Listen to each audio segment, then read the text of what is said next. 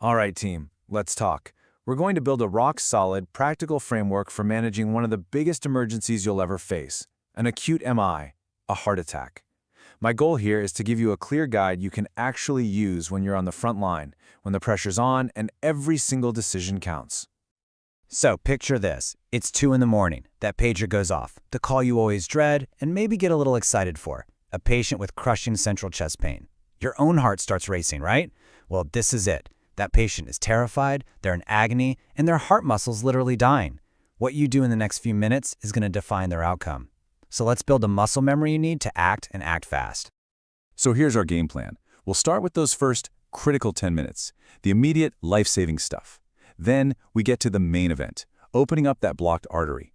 After that, we'll talk about the essential meds we need to get them on in the hospital. We'll also cover how to stay one step ahead of complications, and finally, how we get our patient ready for life after their heart attack. Okay, section 1. Look, the scene can be total chaos. Alarms are going off, people are shouting. Your job is to be the calm in the middle of that storm.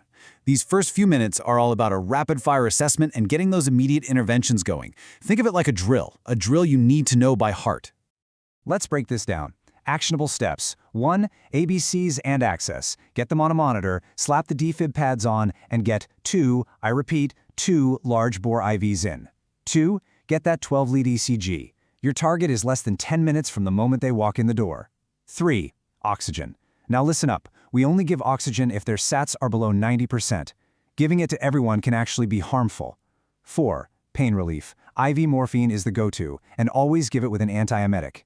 And 5, the big one, antiplatelets. 300 milligrams of aspirin, and you make them chew it. We need it absorbed fast. Then you hit them with a loading dose of a P2Y12 inhibitor.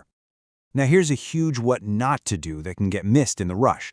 Your patient's in pain. They might ask for something like ibuprofen. You have to say no. Avoid all NSAIDs. Why? Because they've been shown to increase mortality and actually make the heart attack bigger. It's a simple rule, but it's a life-saving one. All right, you've stabilized them, you've got the ECG, you've confirmed the MI.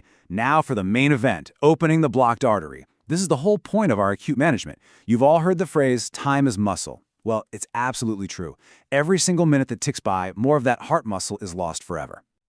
So that ECG you just did, it sends you down one of two paths. If you see those classic ST elevations, you're dealing with a STEMI. That means a coronary artery is 100% blocked. It's a complete roadblock. The goal? Get that artery open right now.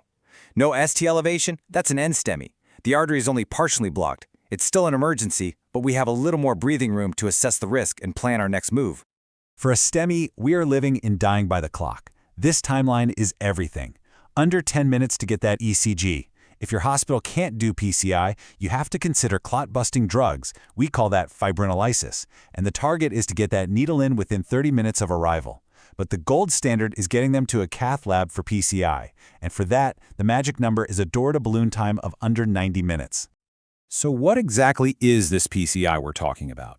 Well, primary percutaneous coronary intervention is where a cardiologist threads a tiny wire up to the heart, usually through the wrist. They find the blockage, inflate a little balloon to squash the clot against the artery wall, and then they deploy a small metal scaffold called a stent to prop the artery open for good. It's an amazing procedure, and it's the single best thing we can do for a STEMI patient. If you remember one single number from this entire talk, please let it be this one. Less than 90 minutes, from the moment that patient hits the emergency room door to the moment that balloon goes up in their artery. The entire system is built around hitting this target, because this is where we save the most lives. Period. Okay, so what about our NSTEMI patient? The approach is a bit different. We don't just rush them to the cath lab. Instead, we use a scoring system, usually the GRACE score, to figure out how high risk they are. It looks at things like age, kidney function, vital signs, that kind of stuff. And that score tells us how urgently they need to be seen. High-risk patients will go within 24 hours. Lower-risk patients can wait a bit longer. It's a more calculated approach. So, the artery's open, the patient's stable, the immediate crisis is over, but our job is far from done.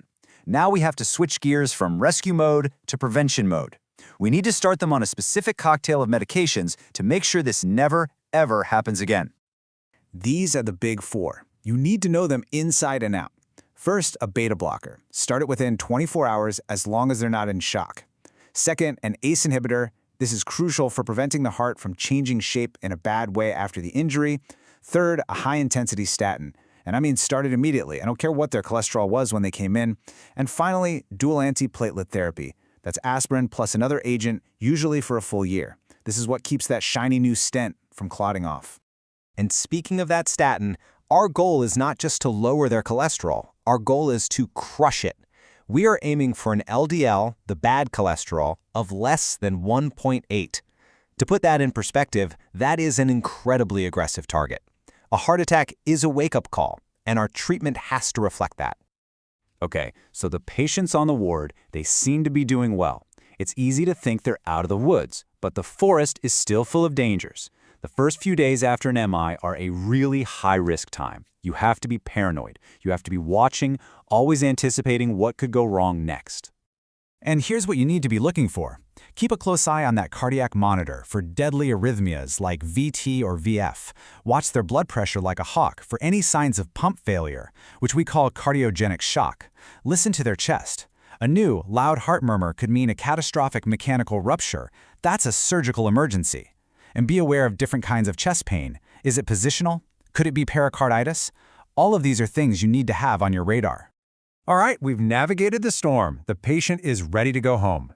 Now comes one of the most important parts of your job, the discharge conversation. This isn't just about handing them a prescription. This is about empowering them to take back control of their life and their health.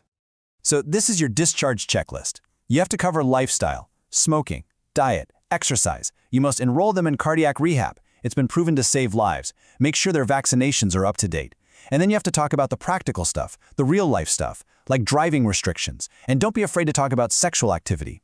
A good rule of thumb is, if they can climb 2 flights of stairs without getting chest pain or too breathless, it's generally safe to resume.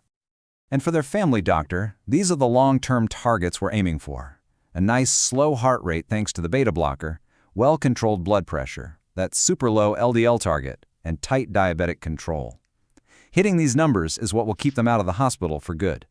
So after all of that, after all the medications and the counseling and the follow-up, I want to bring it all back to this one central idea.